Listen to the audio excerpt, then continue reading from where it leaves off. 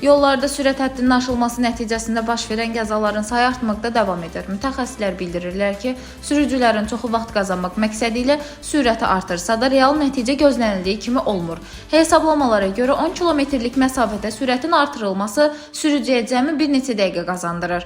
60-dan 80 km/saata təxminən 2 dəqiqə 30 saniyə, 80-dən 100 km/saata təxminən 4 dəqiqə, 100-dən 120 km/saata təxminən 5 dəqiqə. Mütəxəssislər xəbərdarlıq edirlər ki, bu kiçik vaxt fərqinə baxmayaraq sürətin artırılması qəza riskini ciddi şəkildə yüksəldir.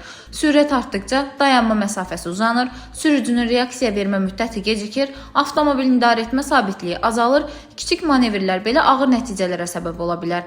Baş Dövlət Yol Polis İdarəsi sürücüləri bir daha diqqətli olmağa çağırır. Həyat bir neçə dəqiqədən daha dəyərlidir. Vaxta qənaət etməyin ən yaxşı yolu tələsməmək və marşrutu düzgün planlaşdırmaqdır. Sürücülərə tövsiyə olunur, sürətli deyil, təhlükəsiz sürün. Dilbər Vüqar qızı, Bölgə TV.